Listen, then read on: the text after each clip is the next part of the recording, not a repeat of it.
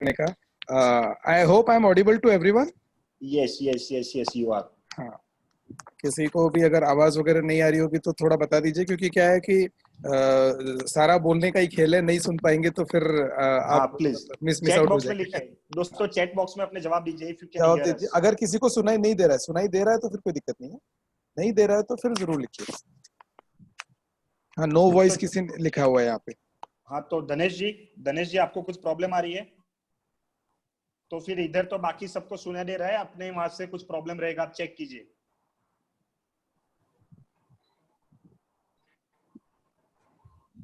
Okay let's start Saurabh ji.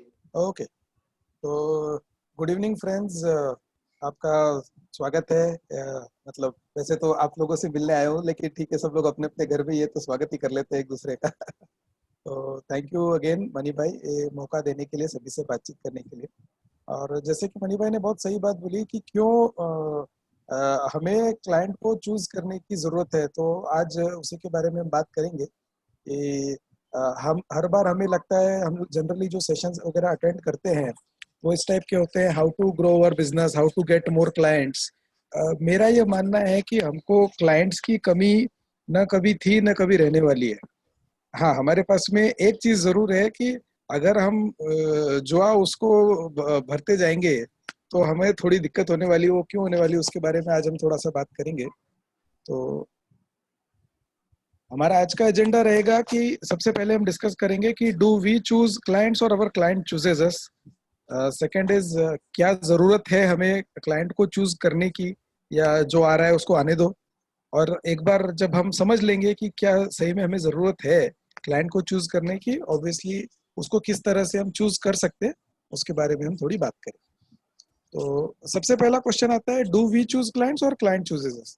Obviously client को तो हमें चूज करना ही पड़ेगा। क्लाइंट से हम अपने आप को कैसे चूज करवाए उसके ऊपर में मनी भाई ने काफी सारे सेशंस आपके करवाए हैं, उन्होंने खुद ने भी लिया हुआ है, किस तरह से अपना ब्रांड ग्रो करना है, किस तरह से आप विजिबल बने, और वो सब उन्होंने बताया हुआ है। लेकिन आज हम ये भी बात करेंगे कि क्यों ये बहुत ही इंपॉर्टेंट है कि हम भी अपने क्लाइंट्स को चूज करें। ठीक है, तो पहला क्वेश्चन मैं आप लोगों से पूछता हूँ यहाँ पे। वैसे सब लोग आप म्यूट पे है, बट चैट बॉक्स में आप इसका जवाब दे सकते हैं। What is the most important resource of the IFA? एक हम लोग आईएफए से हैं, हमारा सबसे इम्पोर्टेंट रिसोर्स क्या है दोस्तों?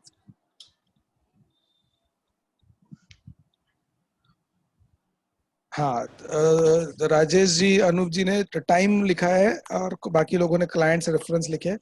हमारा सबसे इम्पोर्टेंट जो रिसोर्स है दोस्तों वो है टाइम। जैसे कि आप लोगों ने बिल्कुल सही कहा कि अगर टाइम हमारा सबसे इम्पोर्टेंट रिसोर्स है तो टाइम तो हम सबके पास में 24 घंटे का ही है। मतलब हालांकि 24 घंटे काम मैं भी नहीं करता हूँ और आपको भी रिकमेंड नहीं करूंगा, लेकिन समझ लो आप 8-9 घंटा, 10 घंटा, 12 घंटा जो भी काम करते हैं, तो वो उतना ही टाइम हमारे पास है, उससे ज्यादा टाइम तो हमारे पास है नहीं।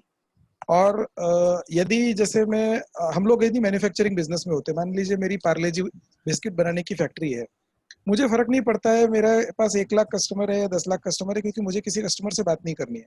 मैं अपना प्रोडक्शन करते जा रहा हूँ और कस्टमर उसको प्रोडक्ट को, एक कस्टमर 4 पैकेट भी खरीद सकता है, 5 पैकेट भी खरीद सकता है। बट जहाँ पे मैं फाइनेंशियल सर्विसेज इंडस्ट्री की बात करूँ, तो मुझे हर एक, जितने मैं क्लाइंट बढ़ाते जाऊंगा, हर एक क्लाइंट को मुझे थोड़ा ना थोड़ा टाइम देते जाना पड़ेगा, और टाइम मेरे पास में लिमिटेड है। तो इसलिए बहुत जरूरी है कि मैं अपने क्लाइंट्स को चूज करूं, उन्हीं क्लाइंट्स को चूज करूं जिनको मैं टाइम दे सकता हूं और देना चाहता हूं। दूसरा आता है कि हम किस बिजनेस में है, are we in dating business और मैरिंग बिजनेस। इससे पहले कि आप किसी और डायरेक्शन में अपना दिमाग दौड़ा, मैं इसका मतलब आपको बता देता हूँ। इसका मतलब एक ही है दोस्तों कि डेटिंग जब कोई करता है तो इसका मतलब है कि भाई 2-4 दिन घुमाया फिराया और बाद में टाटा बाय बाय।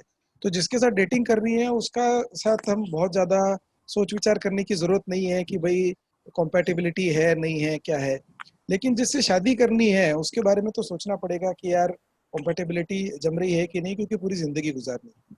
तो जैसे अगर मैं मेरा एग्जांपल दूं, तो मैं आज किसी भी क्लाइंट को लेते समय उससे पहला सवाल ये पूछता हूँ कि 15 साल मेरे साथ रहने की तैयारी से आए हो कि नहीं आए हो। अगर 15 साल आप मेरे साथ रहने की तैयारी से नहीं हो तो मुझे आपका बिजनेस नहीं चाहिए। मैं एक आपका आईपीओ का फॉर्म भरवा के उसको सबमिट कर दिया और उसके ऊपर अपना पैसा कमा लिया, मैं वो बिजनेस करता ही नहीं हूँ। मैं उसमें मेरे मेरे को उसमें इंटरेस्ट ही नहीं। और अगर मैं उस डेटिंग बिजनेस में नहीं हूँ अगर आप डेटिंग बिजनेस में हो, अगर आपको लगता है कि आप सिर्फ ट्रांजैक्शन बिजनेस में हो, कि चलो भाई ये क्लाइंट आया, उसका ट्रांजैक्शन डाल दिया, जो भी 2-5 रुपया 10 रुपया आया आपने, ठीक है, तो आप कर सकते हो, फिर आपको चूज करने की जरूरत नहीं है। लेकिन आप में से जो लोग मैरिज बिजनेस में, मैरिज बिजनेस का मतलब है आप अगर चाहते हो कि आपका क्लाइंट आपके साथ 10 साल 15 साल 20 साल तक टिका रहे, ऑब्वियसली आपको चूज करना पड़ेगा, क्योंकि 20 साल आपके साथ रहने के लिए this is almost like marriage.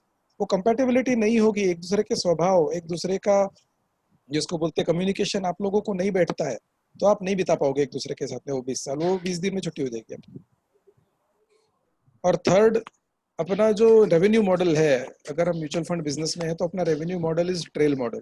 Trail model का मतलब है कि आज आपको कोई क्लाइंट 5,000 10,000 का चेक जो देता है, तो वो आपके लिए रेवेन्यू मेकर बनता है 6-7 साल के बाद में। तब तक तो आपकी कॉस्ट भी निकलने के वादे। तो अगर 6-7 साल तक आपके कॉस्ट नहीं निकल रही है और आपने क्लाइंट ही 4 साल के लिए लिया है, 3 साल के लिए लिया है, तो फिर आप एक्चुअल में बिजनेस कर रहे हो या चैरिटी कर रहे हो? You are actually just serving him. या आपको एक अपने आप मन को सांत्वना दे रहे हो कि हाँ चलो मेरे पास एक क्लाइंट आ गया, लेकिन 3 साल बाद में ना उसको ने कोई रिटर्न कमाया आपसे, ना आपने उसे कोई पैसा कमाया, दोनों एक दूसरे को से नाराज होके डिपार्ट हो जाओ। तो अगर आप चाहते हो कि ये आपके साथ नहीं हो, जैसे मैं बोल रहा हूँ, शायद आप लोगों को कुछ केसेस याद भी आ रहे होंगे, जिन लोगों को आपने 2017 की तेजी में घाई घाई में ऑनबोर्ड कर लिया कि हाँ चलो मार्केट तेजी है, आने दो आने दो आने दो।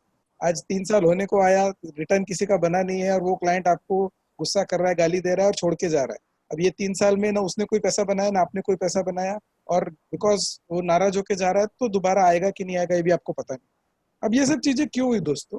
क्योंकि लेते समय, उसको ऑनबोर्ड करते समय हमने उसको चूज नहीं किया, हमने उसको ठीक से क्वालिफाई नहीं किया कि ये 15 साल 20 साल के लिए हमारे साथ रहे।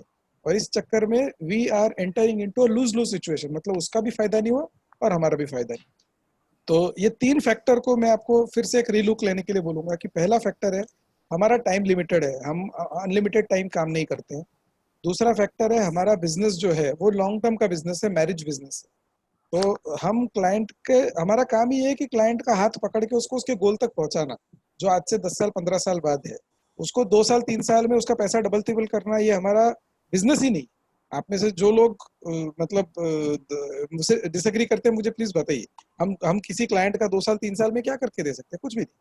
तो जब हम उसका लॉन्ग टर्म गोल्स अचीवमेंट का बिजनेस है, तो हमको उसको लॉन्ग टर्म उसके साथ रहना है, तो हमको उसको चूज करना ही पड़ेगा। And third is the revenue, कि हमारा रेवेन्यू जब लॉन्ग टर्म में आने वाला है, और अगर कोई क्लाइंट हमसे लॉन्ग टर्म टिक के नहीं रहने वाला है, तो फिर हम क्यों कर रहे हैं? तो looking at these 3 factors, it is very important that we choose our clients. We do not ever allow every person to come and do business with us, क्योंकि हमारा टाइम, हमारा रेवेन्यू और हमारा बिजनेस उसमें बहुत अफेक्ट होता है। तो having said that, let us see कि किस तरह से हम अपने क्लाइंट्स को चूज कर सकते हैं या करना चाहिए। देर आर सम कैरेक्टरिस्टिक्स जो हम हमारे आइडियल क्लाइंट में ढूंढते हैं या हमें देखने चाहिए।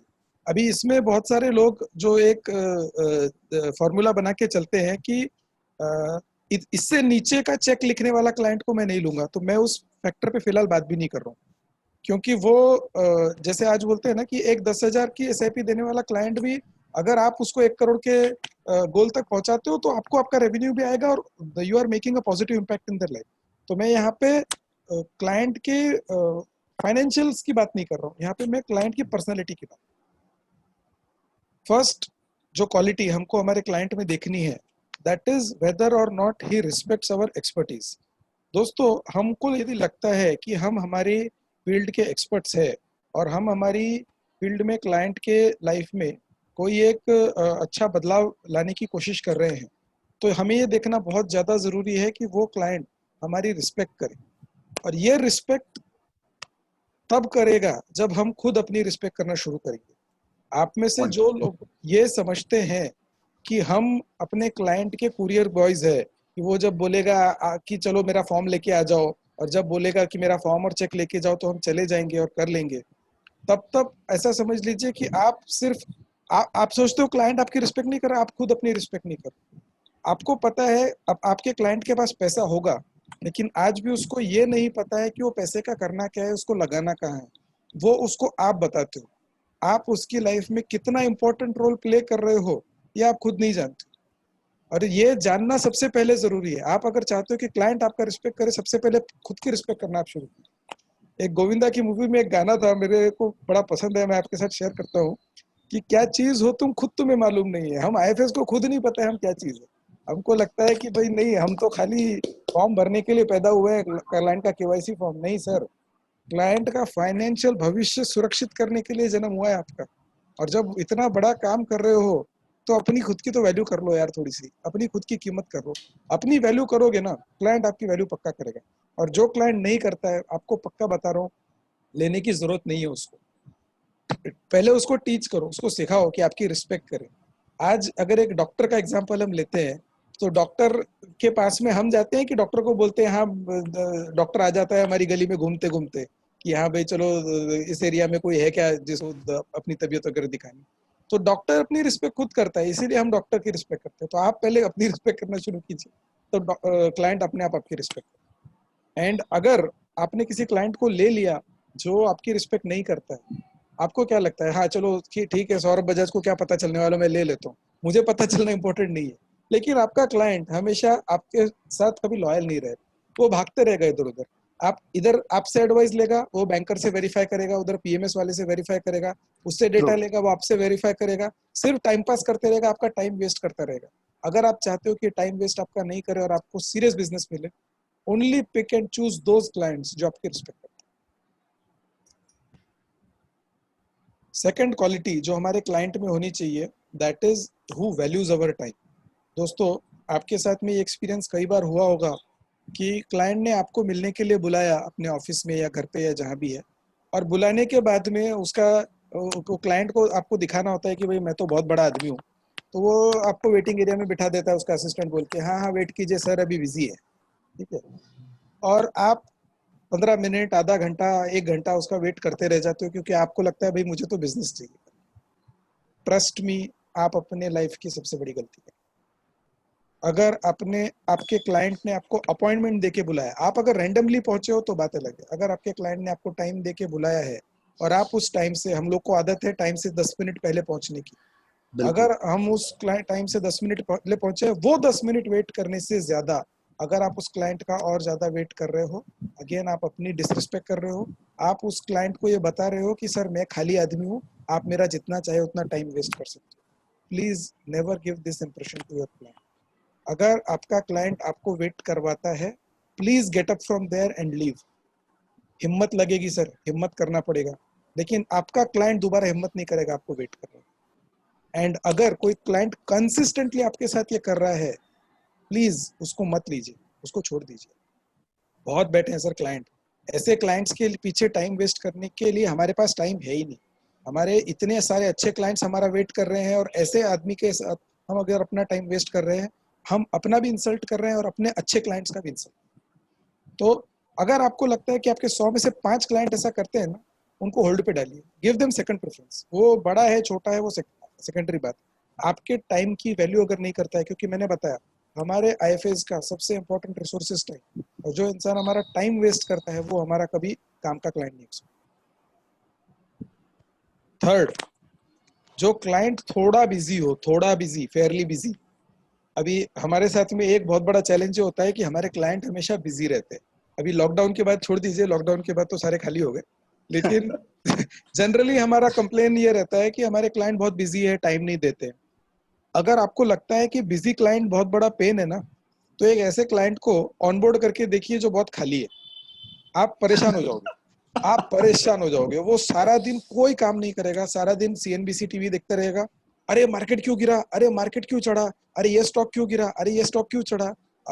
सारे दिन यूट्यूब पे वीडियोस देखते रहेगा, आपको लिंक शेयर करते रहेगा। अरे देख ना ये वीडियो में क्या बोल रहा है, अरे देख ये ब्लॉग में क्या लिखा हुआ है, अरे देख ये न्यूज आर्टिकल में क्या लिखा हुआ है। उसके बिल्कुल पास, सही। आपके उसके खुद के पास कोई काम नहीं है और वो आपको काम पे लगाते रहेगा खाली पीली। तो ऐसा इंसान अगेन आपके किसी काम का। फेयरली बिजी, फेयरली बिजी का मतलब है जैसे आप अपने काम में 8, 10, 12 घंटा बिजी हो, वो भी बिजी रहना चाहिए।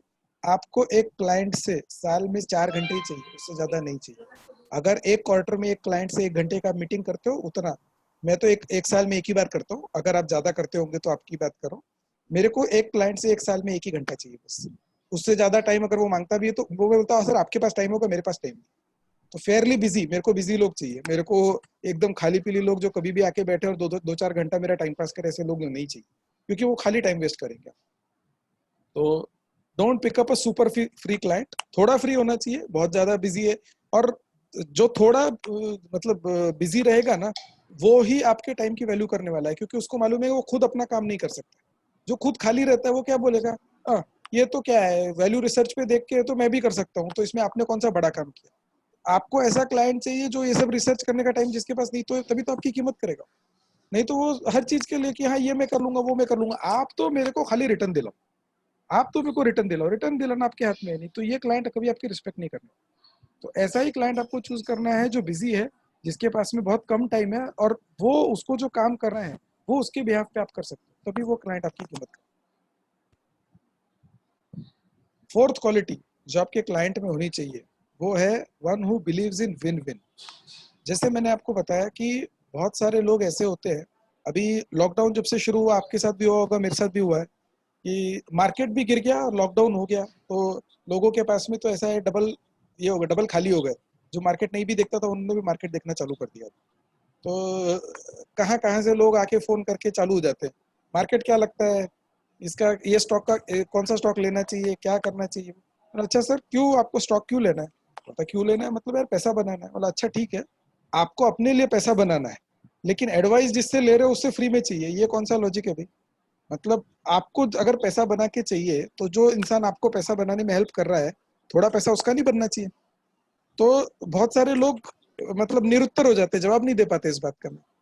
और हमको ये सोचना है कि जब कोई इंसान, आपका कोई क्लाइंट है जो ये चाहता है कि आप, वो खुद तो बहुत पैसा बना ले लेकिन आप पैसा नहीं बनाओ, वो आपके किसी काम का नहीं है। डे वन से आपको उसको अपनी टाइम का कीमत, कि सर एक क्लाइंट को साल का सर्विसिंग देने का मेरा साल का 20,000 का रेवेन्यू बनना चाहिए, जो भी आपका नंबर है, आई डोंट नो, मैंने एक रैंडम नंबर दिया है जो मैं फॉलो करता हूँ, 20,000 25,000 का रेवेन्यू बनना चाहिए, और वो आपको वो नहीं दे पाता है, तो आपको उसको ये पहले दिन से आप समझा सकते हो कि सर ठीक है, आज आपके इन्वेस्टमेंट पे मैं साल का 500 रुपया कमा रहा हूँ, जबकि मुझे साल का 20,000 रुपया आपसे मिलना चाहिए।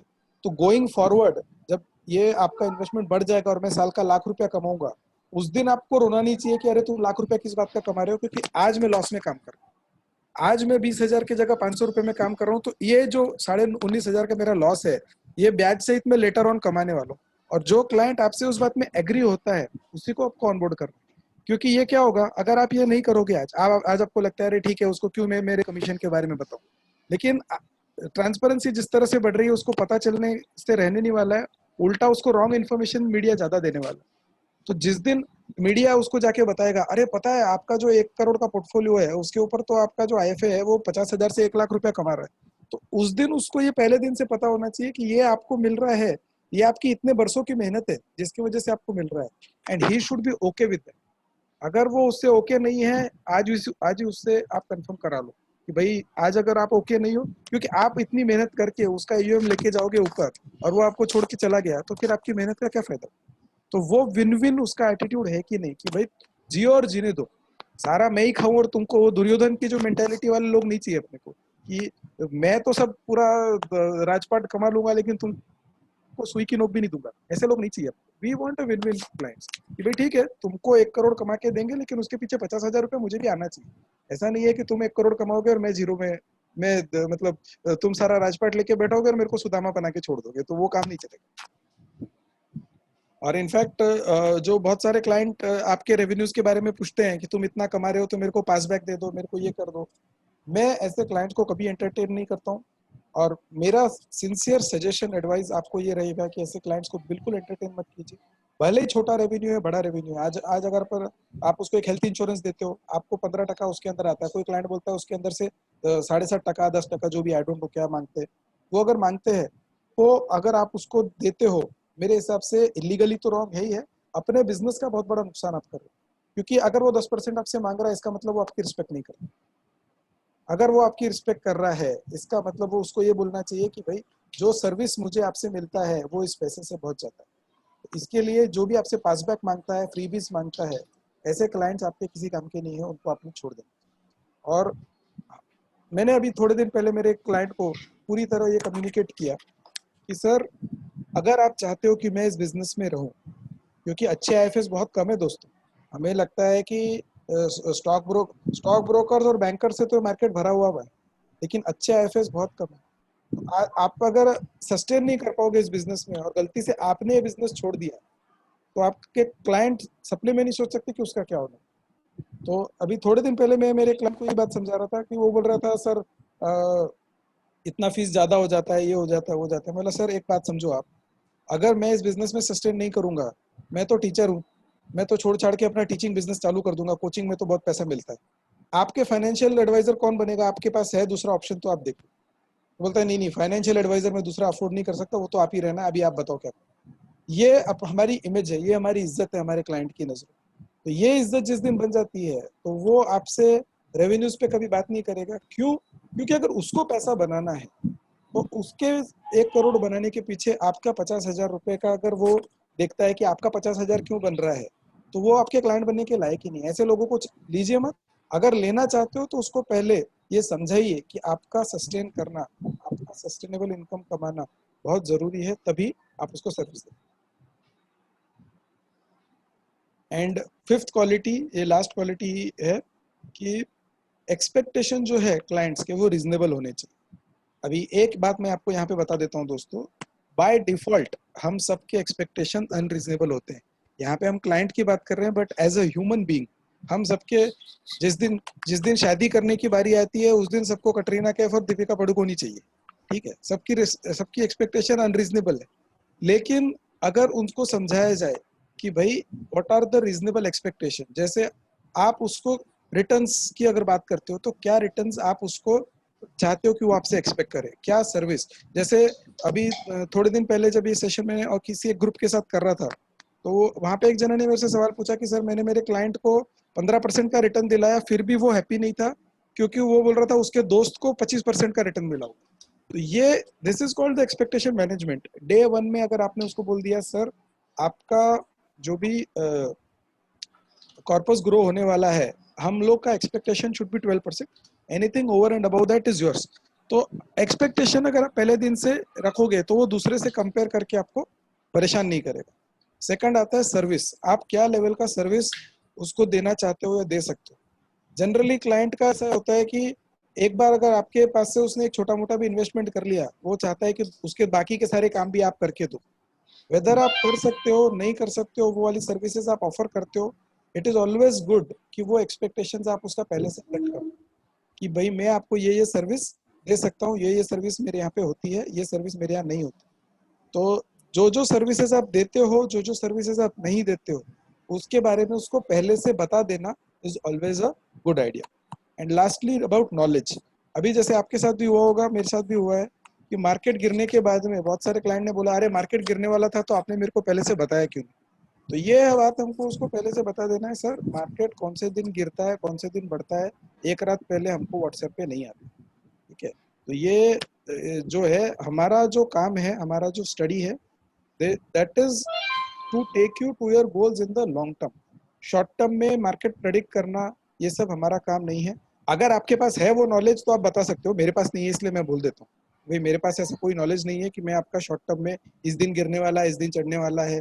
या जो क्लाइंट की जनरली एक्सपेक्टेशन होती है कि मार्केट चढ़ने से एक दिन पहले मैं इन्वेस्ट करूंगा और मार्केट गिरने से एक दिन पहले मैं सेल करूंगा। हालांकि ये हर आदमी का सिर्फ सपना ही हो सकता है, ऐसा कोई रियल लाइफ में पॉसिबिलिटी नहीं है। बट वो अपने आईएफए से एक्सपेक्ट करता है कि तुम ये मेरे को बताओ, क्योंकि मैं नहीं कर सकता तुम कर सकते हो। बट हमको भी पता है कि हम कितना कर सकते हैं नहीं कर सकते। तो all these things we need to tell him before onboarding. हम लोग जनरली क्या करते हैं, ऑनबोर्डिंग करते समय तो बड़ा प्राउड से बोलते हैं 15 मिनट में चेक लेके उठ जाता हूँ। मैं सर आपको प्राउड से बोलता हूँ मैं 15 दिन तक चेक नहीं लेता। 15 दिन तक क्लाइंट को खाली यही चीजें समझाता हूँ कि सर ये चीजें मैं आपके लिए करके दे सकता हूँ, अगर आप ओके हो तभी आओ, अगर नहीं ओके हो तो मत आओ प्लीज। मेरे यहाँ पे मतलब हर किसी का वेलकम नहीं है, क्योंकि मैं अपने क्लाइंट्स को चूज करता हूँ। अगर आप ये कंडीशंस में मेरी फिट बैठते हो, 15 साल का पेशेंस आपके पास में है, रोज की वोलेटिलिटी देख के आप डरते नहीं हो, या वो रोज की वोलेटिलिटी देख के आप गुस्सा करना या गाली गलौज करना नहीं करते हो, तभी आप मेरे पास आ सकते हो। सवाल है आप मुझे पूछ सकते हो, बट आप मेरे ऊपर चढ़ के बात करोगे मेरे को नहीं चलेगा।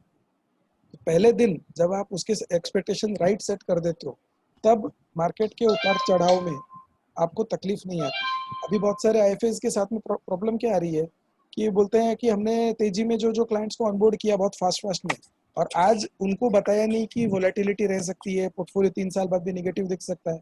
आज वो सारे क्लाइंट्स उनको परेशान कर रहे हैं, या तो सवाल पूछ के परेशान कर रहे हैं या फिर उनको छोड़ के चले जा रहे हैं। ये सब चीज़ें क्यों हो रही है? क्योंकि ऑनबोर्डिंग के टाइम ने हमने ये सारी एक्सरसाइज नहीं की। आज हमारे पास में ये मौका है कि ऑनबोर्डिंग के टाइम पे जब आप एक्सरसाइज करोगे तो आपको फ्यूचर में उसकी तकलीफ नहीं होगी। तो दीज आर द फ्यू की टेकअवेज। अगर आप एक पेनफुल क्लाइंट को ऑनबोर्ड करते हो, आप अपने दूसरे 5 अच्छे क्लाइंट्स के साथ में अन्याय कर रहे हो, डिससर्विस कर रहे हो, क्योंकि ये एक क्लाइंट आपका जो टाइम, एनर्जी, पेशेंस खा जाएगा, वो आपके दूसरे 5 क्लाइंट्स के काम आ सकती थी। क्योंकि एक क्लाइंट आपका जो दिमाग खराब करेगा ना, वो आपका दिमाग खराब हो गया तो बचे हुए 5 क्लाइंट्स को आप उतना अच्छा सर्विस चाहते हुए भी नहीं दे पाओ। तो उससे अच्छा है कि इस एक क्लाइंट को उसके बदले ना बोल दो कि भैया तू जा यहाँ से। हमारा दिमाग पूरे दिन वही क्लाइंट के पीछे घूमता रहता है। वही पीछे घूमता रहता है, क्योंकि at the end of the day we are also humans. हमारे भी इमोशंस है। हमको एक क्लाइंट का जो उसके वर्ड्स है, उसके जो गुस्सा है, वो हमारे अंदर अगर कैरी हो गया तो दूसरे क्लाइंट्स के ऊपर काम करते समय भी कैरी फॉरवर्ड होता है। तो अगर हम चाहते हैं कि ये नहीं हो, तो उसका नेगेटिव एनर्जी को हटा ही दो अपने यहाँ से। वो नेगेटिव एनर्जी चाहिए नहीं हमको हमारे यहाँ पे। तो अपने आप जो बचे हुए 5 क्लाइंट्स है उसके ऊपर हम फोकस कर पाएंगे। और ये प्रेजेंटेशन जैसे मनी भाई ने मुझे बोला था कि भाई ये बहुत अच्छा टॉपिक है और आप हमारे से बात करो, बट मुझे ये भी मालूम है कि बहुत सारे आईएफएस इस टॉपिक पे या इस थियरी से मेरी एग्री नहीं करते हैं। उनको लगता है नहीं नहीं, हमको चूज करने की जरूरत नहीं है, हमने लेना चाहिए, सभी पेनफुल क्लाइंट्स भी आने चाहिए। ये है, मैं उन सभी आईएफएस को सिर्फ धन्यवाद बोलना चाहूंगा कि आप प्लीज मेरे से एग्री मत कीजिए। आप जितने पेनफुल क्लाइंट्स लेना चाहते हो प्लीज लीजिए। मैं बाकी आईएफएस की ओर से आपका धन्यवाद करता हूं, क्योंकि आप पेनफुल क्लाइंट्स जब ले लोगे तो बाकी बचे हुए अच्छे क्लाइंट्स को लेने के लिए तो हम बैठे ही सर, ऐसे कोई प्रॉब्लम नहीं है ना। तो वो पेनफुल क्लाइंट्स को आप जरूर से लीजिए। आप में टैलेंट भी ज्यादा है, चैलेंजेस भी आप फेस कर सकते हो, मैं तो नहीं कर सकता हूँ। तो इसलिए मैं तो अच्छे क्लाइंट्स ही चूज करती हूँ। So that was it. ये वाला मैंने लास्ट टाइम भी बोला था, बट मैं ये ओवर एंड ओवर अगेन बोलते जाऊंगा, क्योंकि ये मुझे लगता है हमारी जिंदगी का, जिसको बोलते हैं ब्रीद वाक्य, बन जाना चाहिए कि कोई भी लक्ष्य आपको अगर लगता है कि क्लाइंट को चूज करना पॉसिबल नहीं है, पॉसिबल है, हिम्मत करनी पड़ेगी। तो कोई भी लक्ष्य मनुष्य के साहस से बड़ा नहीं, हारा वही है जो लड़ा नहीं। आप कोशिश तो कीजिए सर, अपने अंदर वो हिम्मत तो पैदा कीजिए। क्लाइंट को ना बोलने की आदत, वो हिम्मत अपने अंदर डालिए। जितना आप ना बोलोगे ना, उतने क्लाइंट ज्यादा आने वाले आपके पास में। आप लिख के लीजिए मेरे पास। तो that was all about it. Thank you. मुझे बहुत मजा आया आप लोगों से बात करते हुए। जैसे कि लास्ट में मनी भाई ने बोला था, आपको अगर आप लोग यदि मेरे आर्टिकल्स या मेरे वीडियोस जो भी देखना चाहते हैं, बहुत ही सिंपल तरीका है। सिर्फ एक वर्ड आपको याद रखना है, #प्रोफेसर बजाज। जैसे ही आप गूगल पे डालते हो तो मेरे सारे वीडियोस, आर्टिकल सारे कुछ आ सकते हैं, एंड एवरीथिंग इज फ्री। सो आप जो भी यूज करना चाहो, जो भी आपकी बिजनेस लाइफ, पर्सनल लाइफ में जो भी काम आता है, प्लीज उसको यूज कीजिए। क्योंकि मुझे लगता है नॉलेज जो है ये बांटने के लिए, शेयर करने के लिए होता है, और जितना नॉलेज हम शेयर करेंगे उतना ही वो बढ़ते जाएगा। So that's all from my side. I think we can open for Q&A. Indeed it was a wonderful topic Saurabh ji, और ये टॉपिक पे शायद इतनी डिटेल में हमने कभी सोचा नहीं है। हम सब ये प्रॉब्लम से निकलते हैं। तो हम अभी क्वेश्चन आंसर के लिए सेशन ओपन करते हैं। तो दोस्तों, मोर करके जो आपके स्क्रीन में ऑप्शन दिख रहा है, वहां पे रेज हैंड करके ऑप्शन है। तो अगर आपको हमारे एक्सपर्ट से कुछ भी सवाल पूछना है तो आप अपना हैंड रेज कर सकते हैं, हम आपको अनम्यूट करेंगे और आप अपना सवाल पूछ पाएंगे। या मुकेश पटेल, गो हेड। तो professor Bajaj sir, very nice presentation. तो आपने अभी जो रिस्क बताया कि भाई at the time of onboarding हम उसके साथ रिस्क के बारे में सब कुछ बात करते हैं, डाउन होने वाला है, अप होने वाला है। तो आपने कोई ऐसा फॉर्मेट बना के रखा है या कुछ क्या किया है सर? फॉर्मेट तो नहीं बोलूंगा सर, लेकिन एक छोटा सा डिसिप्लिन जरूर फॉलो करता हूँ मैं, कि क्लाइंट से जो भी डिस्कशन होती है उसके बाद में उसको एक मैं मेल डाल देता हूँ कि सर आज हमने ये सब चीजें डिस्कस की है, और ये सर्विसेज, जैसे मैं उसके लिए क्या कर सकता हूँ या क्या करूंगा और क्या नहीं करूंगा, यह मैं उसको ओरली भी बता देता हूँ और बाद में मेल में भी डाल देता हूँ। तो sir can we get this one sample, मतलब आप क्या करोगे? क्योंकि हमने अभी तक किसी को ऐसा नहीं बोला कि हम ये नहीं करेंगे। सर क्या नहीं करेंगे मतलब हमारा बोलने का मतलब ये सॉरी हमारा बोलने का मतलब ये है कि शॉर्ट टर्म में आपको वोलेटिलिटी नहीं आएगी या आपका पोर्टफोलियो कभी भी नेगेटिव सर वो रिटर्न। तो मैं समझ गया सर, लेकिन हाँ, वो सर्विसेज के बारे में अगर हम कुछ कुछ ऐसी स्पेशल कोई सर्विसेज सर्विसेज जो हम नहीं सर्विसेज करेंगे ऐसा आप लिख के देते हो, ऐसा मेल में नहीं डालते नहीं हो? देखिए सर्विसेज में क्या है कि क्या आप नहीं करोगे से मेरा मतलब है, जैसे फॉर एग्जांपल अभी कोई क्लाइंट बोलेगा सर मेरा जीएसटी फाइलिंग में आप हेल्प करोगे क्या? अभी मेरे ओके को ओके। है ना, मैं मेरे को जीएसटी वीएसटी नहीं आता है तो मैं कैसे हेल्प करूंगा उसकी? हाँ वो तो सर अभी हम बंदा रखते हैं, अकाउंट रखते हैं। नहीं नहीं मेरा मैं आपको ये बता रहा हूँ कि क्लाइंट जो होता है ना अभी समझ गया सर, फाइनेंस। सब कुछ करवाना चाहता है फ्री में। हाँ अभी आप सही बोले, फाइनेंस का फील्ड जहाँ पे आ गया वो चाहेगा कि उसका जीएसटी भी आप कर दो और लाइट बिल भी भर दो। लाइट बिल भी भर दो, करेक्ट। तो आप તમે ભરો છો અમદાવાદમાં લાઇટ બિલ? भाई तमे પછી આપણે ફોન પર વાત કરીએ, ફોન पे बात करते हैं हम। तो ये जो चीजें हैं ना तो क्लाइंट को पहले वो क्लैरिटी हम ओरली दे देते हैं कि भाई क्या क्या हम करेंगे क्या क्या हम नहीं करेंगे, और बाद में जो जो डिस्कस हुआ एग्जैक्ट सेम चीज, मतलब नथिंग कोई ऐसा स्पेसिफिक फॉर्मेट बोल के नहीं है, जो इट्स जो vary from time client to client, वो क्लाइंट टू डिफर क्लाइंट करे। वेरी वेरी होता है। और इट इज जस्ट दैट उसको डॉक्यूमेंट इसलिए कर देते हैं ताकि वो बाद में तकलीफ नहीं हो अपने को, बस बाकी कुछ नहीं। Yeah. Kanayalal Tolani. यस हाँ जी sir, sir, Jabalpur. Good evening sir. आ रही सर हाँ आवाज सर? कन्हैयालाल जी, हाँ बिल्कुल सर बिल्कुल पूछिए, सर। आपका सवाल पूछिए। हाँ हाँ सर, सर एक चीज ये पूछ रहा हूँ, जैसे अभी सर ने बोला कि अपन लॉन्ग टर्म रिलेशन जैसे शादी करते हैं तो अपन एक जीवन भर के लिए करते हैं, है कि जी नहीं सर। सर? तो सर ने बहुत अच्छी बात बोली कि अभी जितने भी सर के मनी भाई की सेशन हो रहा है इसमें यही बात हो रही है कि लॉन्ग टर्म कस्टमर को बोल के रखें कि आप हमारे साथ लॉन्ग टर्म बनना है तो हमारे पास आओ। तो अपन ऐसा कोई फॉर्मेट साइन कराते हैं कस्टमर से क्या? जैसे हम कोई न्यू इन्वेस्टर है सर, तो वो आया एसआईपी कराने की, हाँ भाई मुझे एसआईपी करनी है बच्चे के एजुकेशन के लिए, मैरिज के लिए, तो एक अच्छा फॉर्मेट हो उसमें अपन क्लाइंट से साइन करा के रखें कि हम आपसे 20 साल के लिए बनने के लिए आए हैं। सर क्या करोगे सर उस फॉर्मेट का ये बताओ मुझे। नहीं, वो फॉर्मेट में क्लाइंट के साइन कराएंगे ना सर? अच्छा, साइन कराने के बाद में वो आपको 2-3 साल में छोड़ के नहीं जा सकता है? नहीं जा सकता ना सर, बिल्कुल जा सकता है। हाँ। लेकिन लेकिन बीच में अगर सपोज वॉलेटिलिटी में वो ये बोलता है कि ऐसा कम क्यों हुआ और मुझे अभी जरूरत है, तो हम उसको वो लेटर दिखा सकते हैं कि सर देखिए आपने खुद बोला था कि मैं 20 साल के लिए 15 साल के लिए बना रहूंगा। तो एक मतलब ऐसा रहना चाहिए देखिए क्या? पहली पहली बात तो ये है कि आप जो साइन उससे करवाना चाह रहे हो वो हाँ ऑलमोस्ट लाइक अ बॉन्ड है जो हाँ बॉन्ड, लीगली एनफोर्सेबल नहीं है, ठीक है? हाँ वो तो एक सेटिस्फेक्शन के लिए बस। हाँ सेटिस्फेक्शन के लिए, तो सेटिस्फेक्शन के लिए उसका बेसिकली आप ये बोलना चाह रहे हो कि डॉक्यूमेंटेशन होना चाहिए, और वो हाँ एक बार, डॉक्यूमेंटेशन ईमेल पे ज्यादा बेटर काम करेगा आपका, क्योंकि हाँ हाँ है ना, एक तो आपको उससे क्लाइंट को साइन नहीं करवाना पड़ेगा, सबसे अच्छी बात, हाँ सर जी, क्योंकि आपको आप खुद एग्री करोगे इस टाइप के पेपर पे क्लाइंट से साइन कराना मतलब जितना आप बोल रहे हैं उतना इजी काम है नहीं, है ना? तो हाँ और दूसरी बात यह है कि मैं एक बात मानता हूँ, आज बड़ी बड़ी कंपनीज भी इस चीज से स्ट्रगल करती है, जैसे मान लीजिए एम्प्लॉयज से अपने बॉन्ड साइन कराती है, ठीक है? हाँ जी, हाँ हाँ जी, हाँ जी।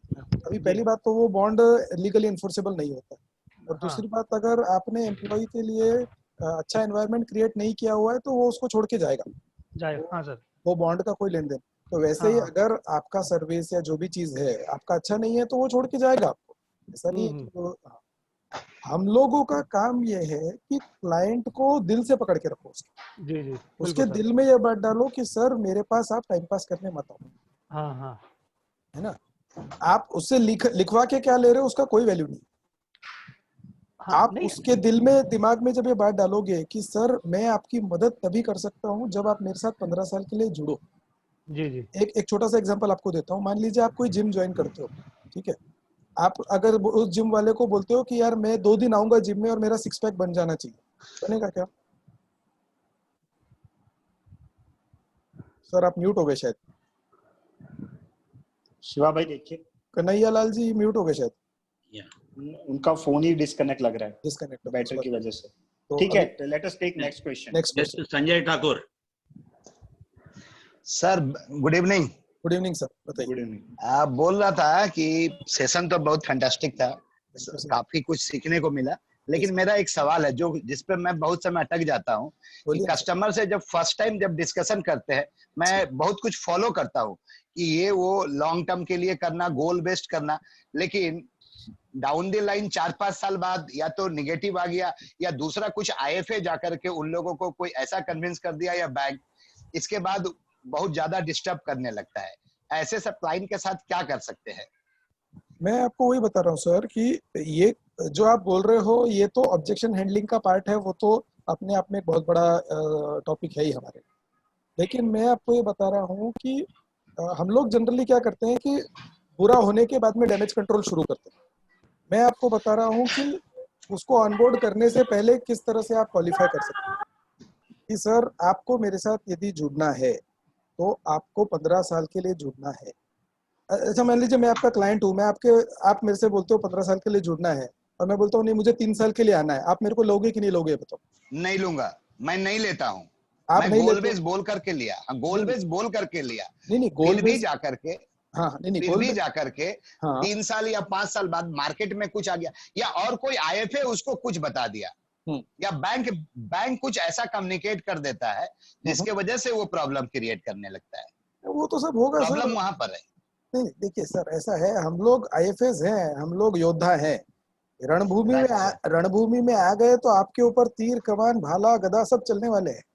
आप वो बोलोगे तो कि सर चलाता ही हूँ। हाँ नहीं आप भी चलाते हो, वो सामने छोड़ता नहीं हूँ। नहीं अरे नहीं वो छोड़ता नहीं हूँ, वो जितना चला ले मैं भी चलाता हूँ। हाँ लेकिन मैं सोचा कि इसका और कुछ सोल्यूशन। नहीं सोल्यूशन है, सोल्यूशन नहीं है ऐसा नहीं बोल रहा हूँ, लेकिन आज का जो हमारा ये है ना वो जिसको बोलते हैं ना प्री क्वालिफाइंग के ऊपर में है कि राइट, शुरुआत में आपने क्या तैयारी करनी चाहिए। अगर आप बोलते हो कि 3 साल के क्लाइंट को आप ना बोलने की हिम्मत रखते हो तो मेरा पहला पॉइंट उधर ही पूरा हो रहा है कि वो हिम्मत रखो सबसे पहले। एकदम से रखा हूँ उसको। नहीं देखिए बाद में तो क्या होने वाला है किसी को पता नहीं है, मेहनत आपको भी करना पड़ेगा, मुझे भी करना पड़ेगा टू रिटेन हिम।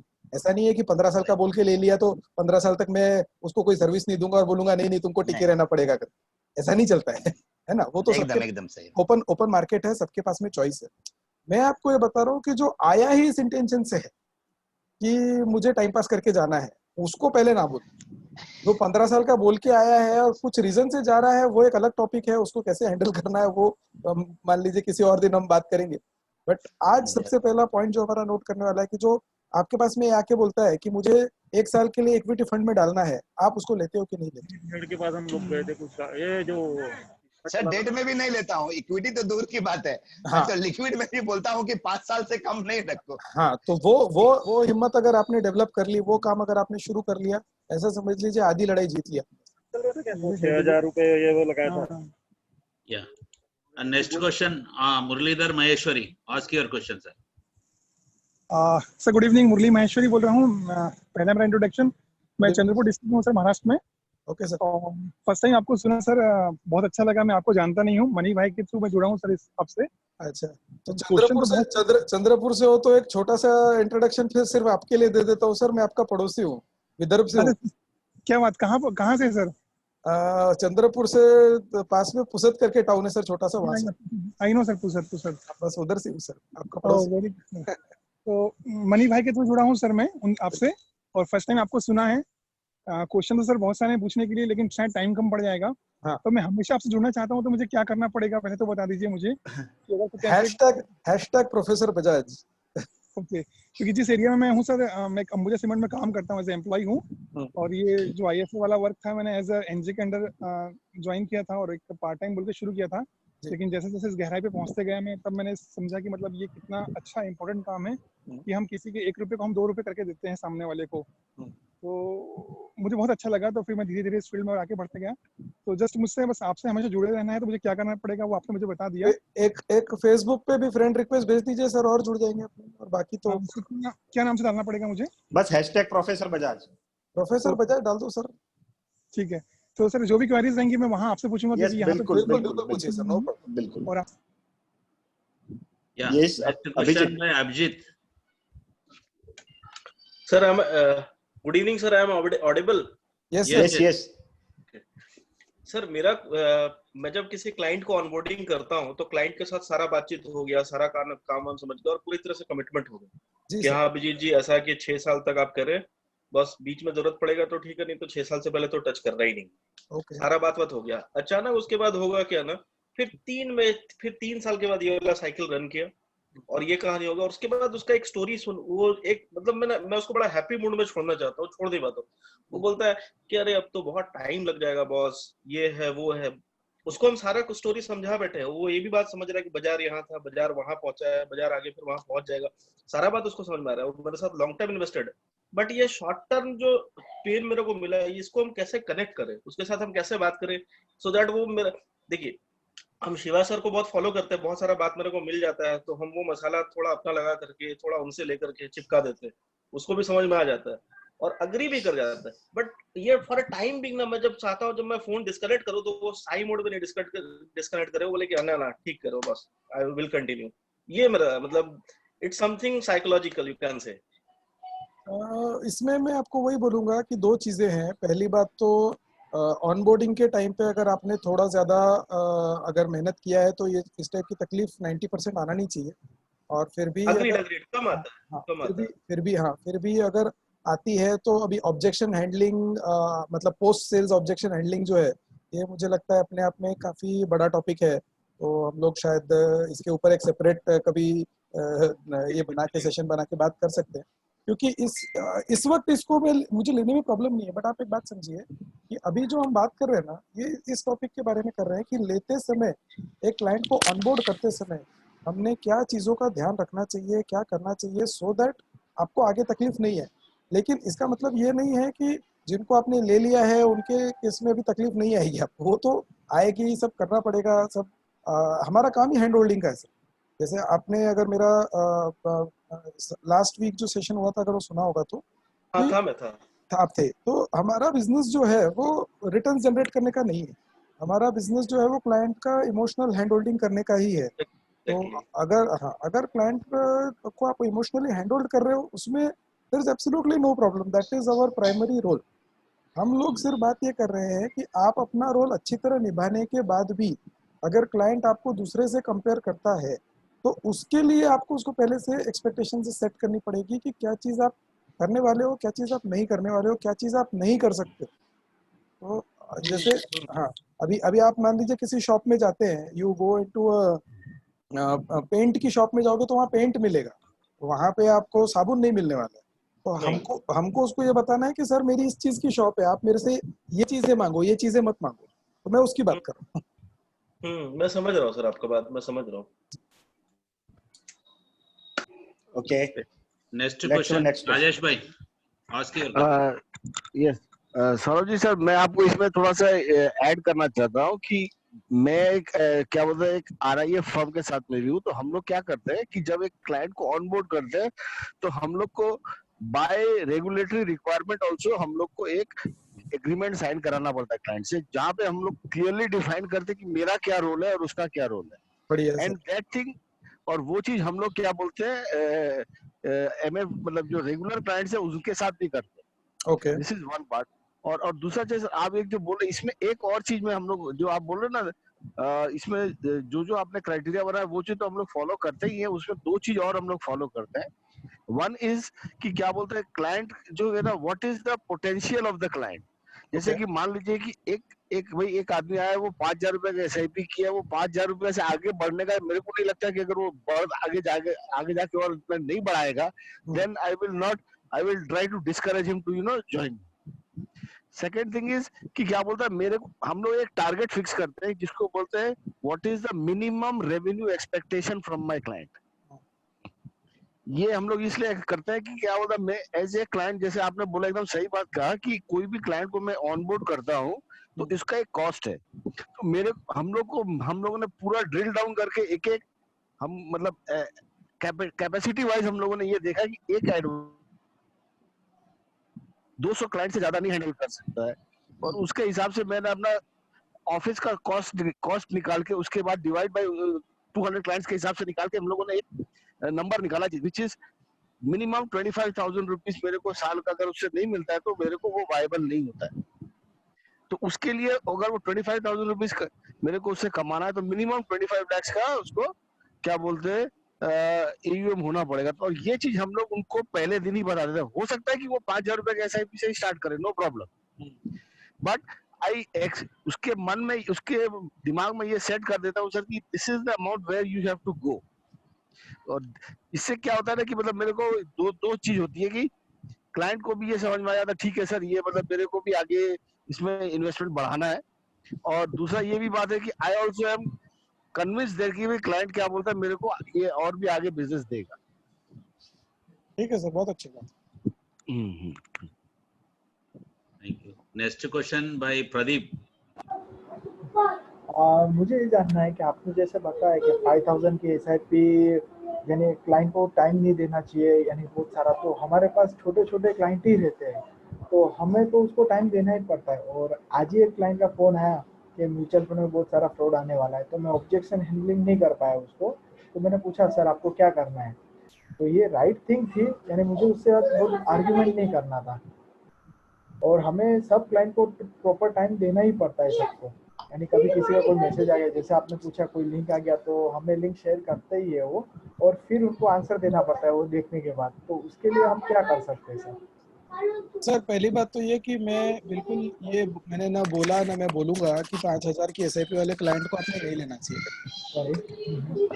तो मैं खुद लेता हूँ, तो जो चीज़ मैं करता हूँ वो मैं आपको करने के लिए मना करूंगा तो I will be doing wrong, तो मैं लेता हूँ।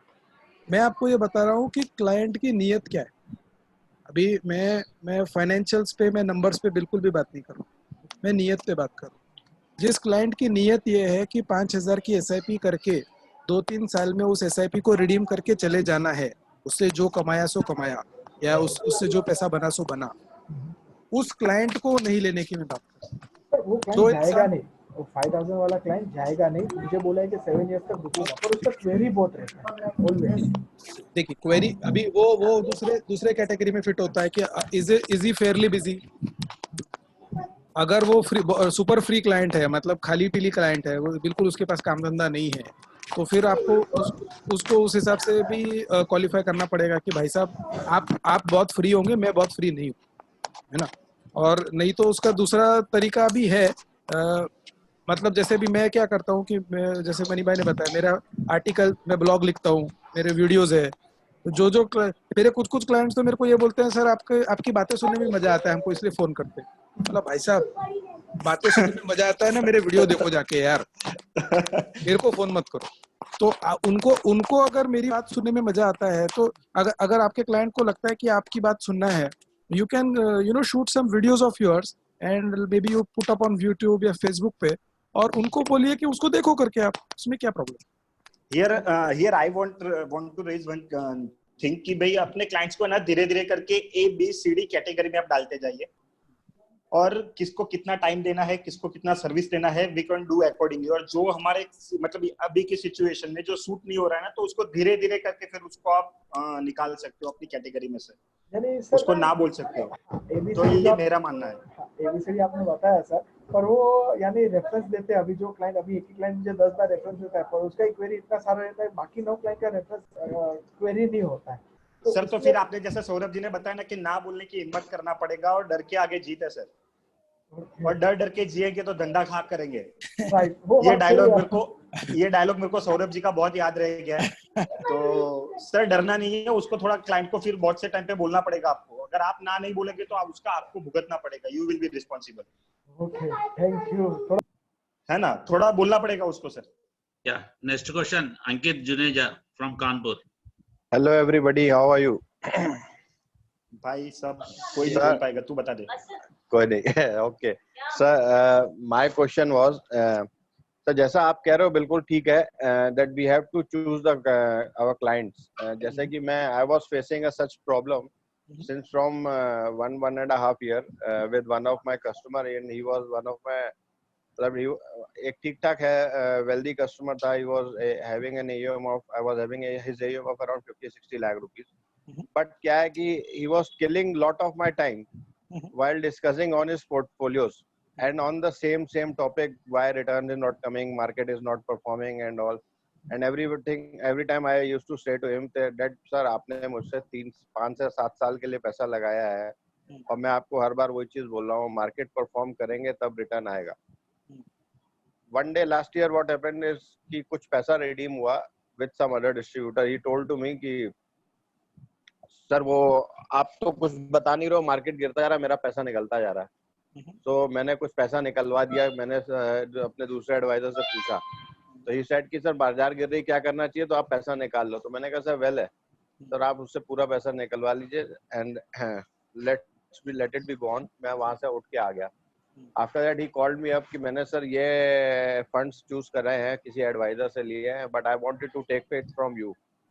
I totally told him कि if I will be giving you the funds, that will be of my selection, and it will be you have to given me in a written that you will not ask me anything before 5 years. Ankit, what is your question?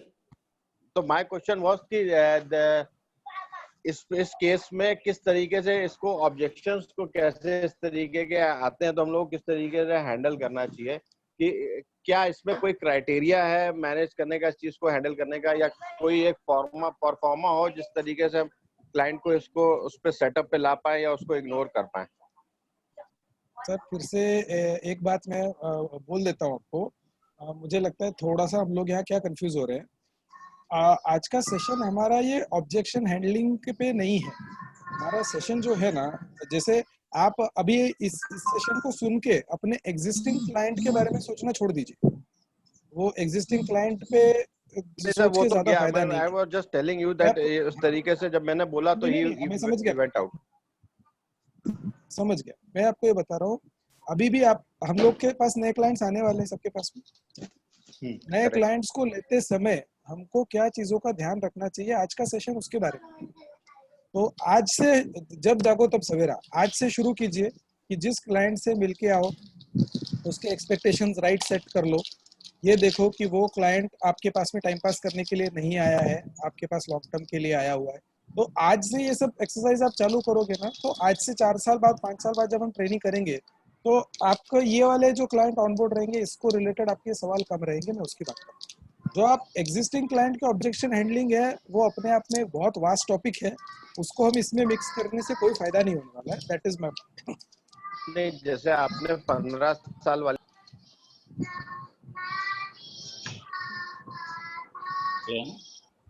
Hello Rupesh, ask your question. हाँ, good evening professor साहब। जी sir. हाँ sir, मेरा भी तो question बिल्कुल अभी अंकित ने जो पूछा उसी तरह से आप तो कह दिए कि भाई अभी ये टॉपिक ही नहीं है। तो मैं वही पूछ रहा था कि क्या पुराने क्लाइंट जो हैं, नए क्लाइंट के लिए तो आपने सही बताया है, वो बिल्कुल सही है। अभी जो पुराने क्लाइंट रह गए उनको कैसे फिल्टर करें? सर मतलब अभी पुराने क्लाइंट के पर्टिकुलर ऑब्जेक्शंस के ऊपर तो हम नहीं बात करेंगे। मैं इतना जरूर बोलूंगा कि उसमें से अगर कोई भी क्लाइंट, ये जो 5 कैटेगरीज की हमने बात की, आपकी रिस्पेक्ट नहीं करता है या आपके टाइम की वैल्यू नहीं करता है या आपसे मतलब बहुत ज्यादा फ्री है, उस टाइप का अगर है, तो मैं बोलूंगा एक वॉच लिस्ट बनाइए, उसको वॉच लिस्ट में डालना चालू कीजिए। या जैसे मनी भाई ने बताया ABCD कैटेगराइजेशन, मुझे एग्जैक्टली पता नहीं वो क्या है, बट अगर D category is the list of the clients who are least desirable, you start putting them in those list. क्योंकि क्या होता है कि अभी ऐसे क्लाइंट्स को आपको कहीं ना कहीं you will have to part ways with them, उनसे आपको अलग होना पड़ेगा। ये आसान नहीं है, लेकिन ये कहीं ना कहीं आपको करना पड़ेगा।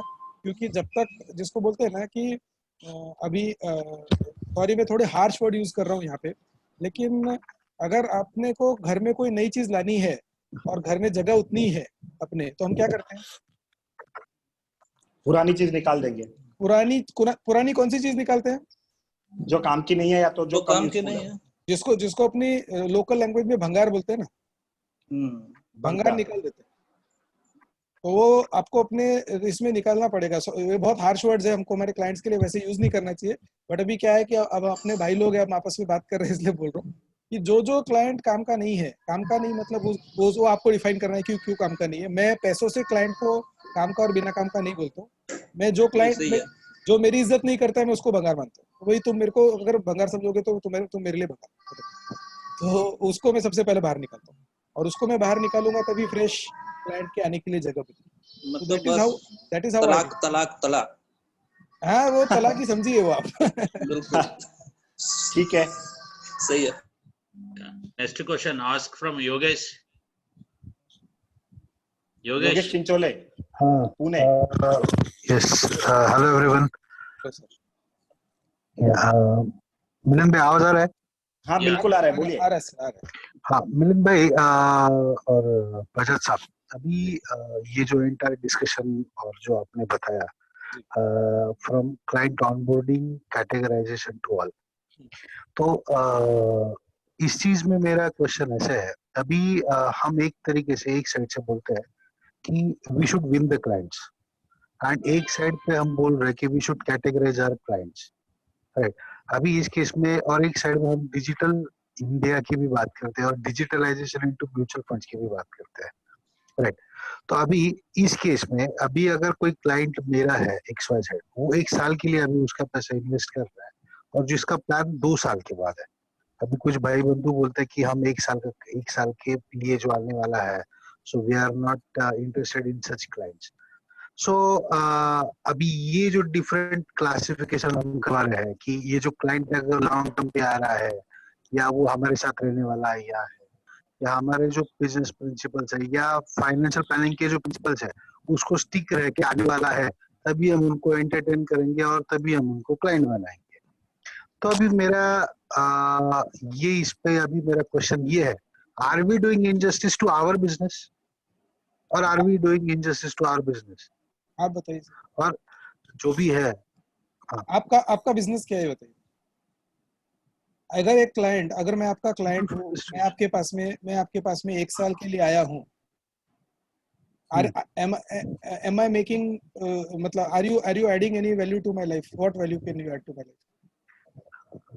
नहीं, उस केस में ऐसा होता है सर, अगर सपोज फॉर एग्जांपल आपका अगर है आज के डेट में, आज पकड़ लो आपका सैलरी 20,000 रुपये महीना है, आज आप इन्वेस्ट नहीं कर पा रहे हो, आपका कुछ लाइबिलिटीज है जैसे रूम रेंट हो गया, ये कुछ XYZ चीजें हो गई, मैं अमाउंट की बात नहीं कर रहा हूं, मैं अमाउंट की बात नहीं। सुनिए sir, let me clear my question first. तो उस केस में अगर वो बंदा सिर्फ एक साल के लिए कुछ,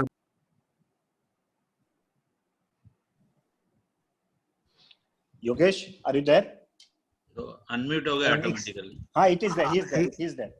हाँ, 1 साल के बाद अगर उसका प्लान है तो फॉर टाइम भी अगर वो कुछ अमाउंट इन्वेस्टमेंट करना चाहता है, so why not to onboard such?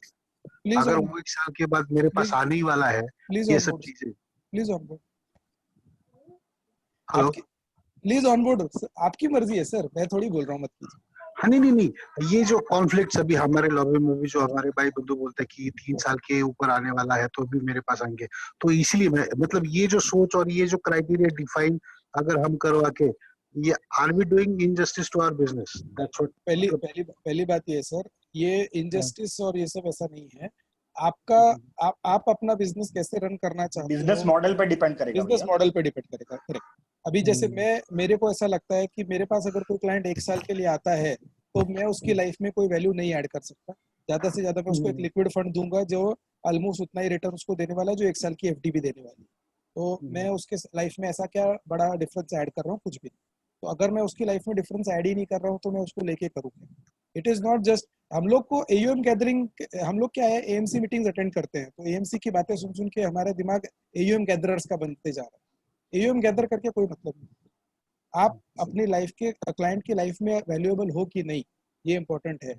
अगर आप नहीं हो तो कोई मतलब नहीं है। दैट इज माय प्रिंसिपल, इसलिए मैं नहीं लेता। कल की मीटिंग में मैंने एक एग्जांपल दिया था ना, जो 3 चाय की किटली वाला, चाय की टपरी वाला होता है, काफे कॉफी डे वाला होता है और स्टारबक वाला होता है। तो अभी आपको चाय की देखो, तीनों कमा रहे हैं, तीनों का बिजनेस मॉडल है। तो चाय की टपरी वाला भी धंधा कर रहा है और स्टारबक वाला भी धंधा कर रहा है, लेकिन एक 8 रुपया कमा रहा है, एक 500 रुपए कमा रहा है। तो अभी चॉइस अपनी है कि अपने को कैसे कस्टमर सिलेक्ट करना है, कैसे करना। That is one thing. और सेकंड चीज, मैं हमेशा से ये चीज मानता हूँ कि हम लोग के साथ में प्रॉब्लम क्या होता है ना, कि अभी क्लाइंट 1 साल के लिए आया, मतलब उसका एक गोल 1 साल के बाद का हो सकता है, लेकिन क्लाइंट 1 साल का कैसे हो सकता है? मेरा कोई 15 साल का क्लाइंट होगा, मेरा कोई क्लाइंट बोलेगा हाँ भाई ये जो मैं SIP कर रहा हूँ, इसमें से ये 3 SIP जो है ये मेरी शॉर्ट टर्म की है और 2 SIP मेरी लॉन्ग टर्म की है। तो मतलब क्लाइंट तो लॉन्ग टर्म का ही है ना, उसके कुछ गोल्स शॉर्ट टर्म हो सकते हैं। बट कोई क्लाइंट आके ही मुझे बोलेगा नहीं सर मेरा पूरा ड्यूरेशन आपके साथ जो है including all goals that is 1 year, तो फिर भैया मैं तो नहीं लूंगा उसको। आप लेना चाहते हैं मोस्ट वेलकम सर, आपके जैसे लोगों की भी तो जरूरत है ही इंडस्ट्री को। नहीं सर, वो डेफिनेटली हर एक कैटेगरी का रिक्वायरमेंट जो हर एक टाइप के बंदे का और बिजनेसमैन का इंडस्ट्री में जरूरत तो है ही। But ultimately my thought process ये है कि अगर कोई बंदा आ रहा है तो ही शुड नॉट लीव। अपने पास डिजिटलाइजेशन है तो भाई ये ऐप है। लीजिए सर, अच्छी बात। मैंने तो बोला ही है अपने प्रेजेंटेशन में, जो लोग मेरे से डिसएग्री करते हैं मैं तो उनको धन्यवाद ही देता हूँ। भाई आप बहुत अच्छी बात है, अगर आप हर जो नॉन रेवेन्यू मेकिंग क्लाइंट्स है, पेनफुल क्लाइंट्स है, जो भी है, तो जो भी लोग लेना चाहते हैं मेरी तरफ से बहुत बहुत धन्यवाद है उनको। मैं कोई no hard feelings. That's great. Next question by Surya Mani Kumar from Patna. Hello जी सर। नमस्कार सर। नमस्कार सर, ये पूछना था कि सारे क्लाइंट को एंगेज कैसे कर पाएंगे? बहुत सारे क्लाइंट ये बोलते हैं कि भाई तुम हमें भूल गया, जबकि उनको ब्रॉडकास्ट करते हैं, ईमेल करते हैं, फिर भी कंप्लेन आते हैं कि आप हमें भूल जाते हो। वापस वही चीज है सर कि जब आपने ऑनबोर्ड किया तो आपने उनको क्या सर्विस, क्या कमिटमेंट दिया है कि आप उनसे कितनी बार मिलने वाले हो, कितनी बार ईमेल करने वाले हो, कितनी बार मैसेज करने वाले हो। ये एक आप उनसे, जिसको बोलते हैं ना ऑनबोर्डिंग के टाइम पे एक छोटा सा ओरल एग्रीमेंट या ईमेल एग्रीमेंट। अग्रीमेंट का मतलब हम लोग सिर्फ स्टैम्प पेपर पे अग्रीमेंट समझते हैं। अग्रीमेंट का मतलब है जिसपे दोनों की सहमति बने। तो फॉर एग्जाम्पल मैं मेरे क्लाइंट से बोलता हूँ सर अपने को साल में एक ही बार मिलना है, फिजिकल मीटिंग, ठीक है। साल में 3 से 4 बार हम लोग फोन पे बातचीत कर सकते हैं, बाकी टाइम पे व्हाट्सएप पे जो भी है वो। तो इसमें क्या है, मैंने उसको एक इंडिकेशन दे दिया कि इससे ज्यादा हमको जरूरत नहीं है और इससे ज्यादा आप मेरे को डिस्टर्ब मत कर, बराबर है। तो अभी इसके बाद भी अगर कोई बोलता है कि भूल गया तो उसको आप अदरवाइज मत लीजिए, क्योंकि ये तो देखो ऐसा है आज इंडिया में ये जो फ्रेज है कि अरे तुम तो हमको भूल गए, ये मुझे लगता है दोस्ती यारी की फ्रेज है, ये कॉम्प्लीमेंट ही है एक दूसरे को। कोई complain, it's not exactly a complaint. हम भी अपने दोस्त से पुराने दोस्त से मिलते तो ये बोलते हैं अरे तुम तो बड़े आदमी हो गए, हमको भूल ही गए, तो ठीक है। क्योंकि क्या होता है कि 2-3 महीना में भी कभी कभी फोन आता है कि अरे तुम तो हमें फोन नहीं करते हो, तो कस्टमर ये चाहता है कि हमें हर सप्ताह मेरे को कॉल करें। वही मैंने आपको बताया कि तो नहीं है वो एक्सपेक्टेशन आप पहले सेट कर दीजिए ना कि मैं हर हफ्ते फोन नहीं करूंगा आपको। मैं आपको हाँ साल में 4 बार फोन करूंगा, या जो भी आप कर सकते हो, मुझे नहीं पता। हाँ वो कि भाई मैं आपको साल में 1 बार मिलूंगा, साल में 4 बार फोन करूंगा, और व्हाट्सएप में आपको एवरी वीक व्हाट्सएप करूंगा, जो भी आप कर सकते हो। ऑनबोर्डिंग के टाइम ये सब मेहनत कीजिए। होने के बाद में जब हम बोलते हैं कि सर इतना कैसे होगा, दैट इज अ प्रॉब्लम। इन अ वे आपको पता नहीं चल रहा है, वो क्लाइंट को चीटेड फील करता है कि भाई आपने ऑनबोर्डिंग के टाइम पे तो सारे सूरज चांद सितारे प्रॉमिस कर दिए और अभी तो कुछ नहीं कर रहे हो। तो जो बीवी की कंप्लेन होती है कि शादी के पहले तो बोलते थे घुमाने ले जाऊंगा और अभी नहीं ले जाते हो, वही कंप्लेन क्लाइंट तो पहले ही बोल दो कि भाई इतना ही घुमाने ले जा सकता हूँ, इतना ही मेरी ताकत है, इससे ज्यादा नहीं है। ठीक है, सही है। Yeah, next question, Anil Kumar Sahu. Friend, last two questions please. जी सर। सर नमस्कार। नमस्कार सर। सर मेरा क्वेश्चन ये है कि मैं थोड़ा एग्रेसिव हो जाता हूँ, कोई भी बड़ा कस्टमर है यदि कुछ मैं समझाते रहता हूँ, बाद में बोलता है इसमें रिटर्न नहीं आ रहा है, ये नहीं हो रहा है, चाहे वो 40 साल का हो या 50 साल का हो, चाहे स्टेशन मास्टर हो या डीजीएम हो, मैं डांट उठ देता हूँ सर ऐसा नहीं हो, मैं फोन भी नहीं उठाता, तो बोले यार तू तो हमारा फोन नहीं उठाता, तो क्या ये मेरा बिहेवियर सही है? क्योंकि मैं बार बार इरिटेट हो जाता हूँ। आप बताइए सर, अब आपको क्या लगता है आपका बिहेवियर सही है? मेरा बिहेवियर सही है, क्योंकि मुझे कुछ लोग छोड़ के जाते हैं पर मुझे कुछ लोग अच्छे मिलते हैं, पर मैं बहुत डांट देता हूँ। चाहे उम्र में तो बोलते हैं तू हमारी उम्र भी देखता नहीं, मेरा उम्र नहीं, मैं भी तो एडवाइजर हूँ। तो ठीक है सर, आपको सही लगता है तो सही है। देखिए क्या है, मुझे ऐसा लगता है कुछ लोग बोलते हैं तू बोले हार्ड बोलता है मगर बोलता अच्छा है। जैसे भी मैं बोला कि मार्केट गिरा डालो, अब 3-4 हजार बढ़ गए तो फिर उनको मैं उंगली कर करके बोलता, देखा मार्केट कभी घुसने का मौका नहीं देता, कभी नहीं देता, तो वो सही है या गलत है? देखिए सर, सही और गलत जो है ना, पांचों उंगलियां सेम नहीं होती है, तो आप दूसरों की तरह बनने की कोशिश भी मत कीजिए। आप जैसे हो वैसे बहुत बढ़िया हो, है ना, वो कोई टेंशन की बात नहीं है। मेरा हम्बल पॉइंट एक ही था कि जो भी आपकी पर्सनालिटी है वो अचानक से बाहर नहीं निकलनी चाहिए, ऑनबोर्डिंग के टाइम पे बता दीजिए। अगर आपको लगता है कि आप एग्रेसिव हो, आप खुद एक्सेप्ट कर रहे हो कि आप एग्रेसिव हो, मैं ये बोलूंगा कि ऐसा नहीं होना चाहिए कि क्लाइंट से चेक लेते समय तो हम एकदम है ना अमोल पालेकर की तरह चेक लेते हैं और फिर बाद में हम अमिताभ बच्चन बन जाते हैं एंग्री यंग मैन जब वो क्वेश्चन पूछता है। तो ये वाली चीज नहीं होना चाहिए।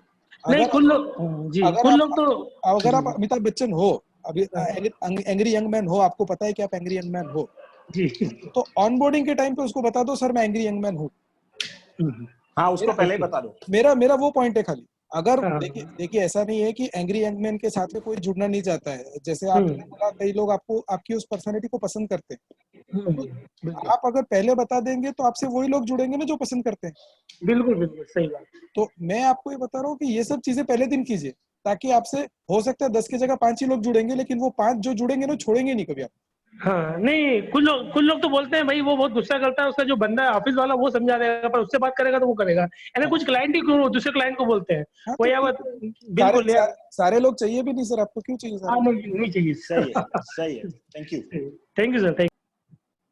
Next question Oppo F9 Pro, आपका नाम बताइए, ask your question. Hello, I think is not there. Okay, Rishabh. Next question, Rishabh is also not there. Not there. Okay. Samir Desai asking question. I will unmute him. Let him ask one last. हाँ, मैं पूछ लेता हूँ। हाँ समीर भाई। Yes Sameer भाई, to the point. हाँ, मुझे खाली इतना ही पूछना है कि सर आप कौन से सेगमेंट में काम कर रहे हो? रिटेल है, HNI और मिक्स सेगमेंट है? सर मेरा जो सेगमेंट है वो इनकम और AUM से डिफाइन ही नहीं होता है सर। मेरा सेगमेंट रिस्पेक्ट से डिफाइन होता है। तो मेरे लिए तो मतलब इज्जत सबसे बड़ा पैसा है। जो अमिताभ बच्चन का एक और डायलॉग, अभी मनी भाई बोलेंगे आप सिर्फ पिक्चर के डायलॉग मारते हो। फेंके हुए पैसे में लेता ही नहीं।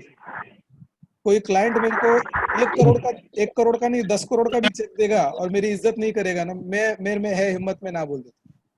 ठीक है, तो मेरा सेगमेंट रिटेल और HNI से डिफाइन नहीं होता है।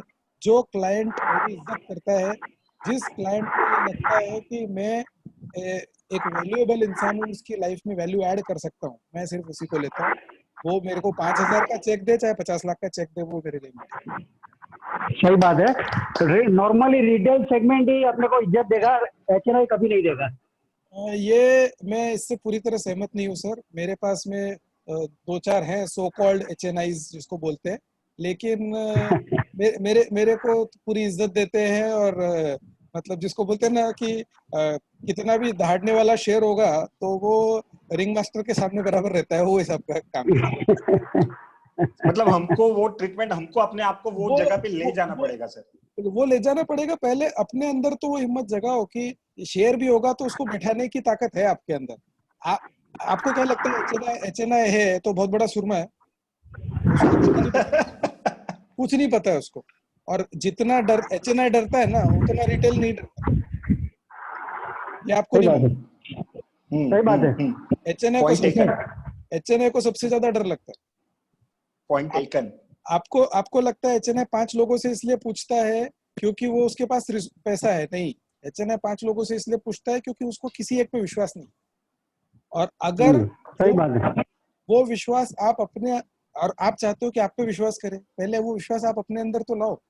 आप अपने आप पे विश्वास नहीं करते हो कि आप उतने टैलेंटेड इंसान हो, पहले अपने आप पे विश्वास करो तो क्लाइंट आप पे विश्वास करेगा।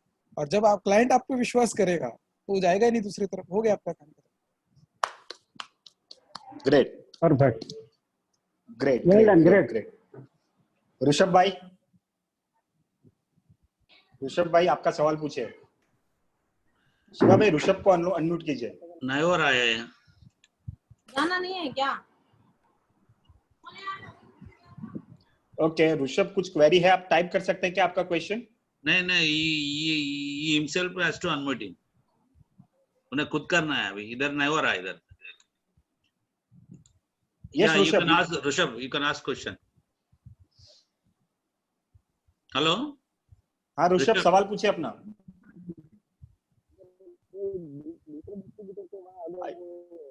आपकी आवाज नहीं आ रही है ऋषभ भाई। ठीक है, कुछ इश्यू है, कोई इश्यू नहीं भाई।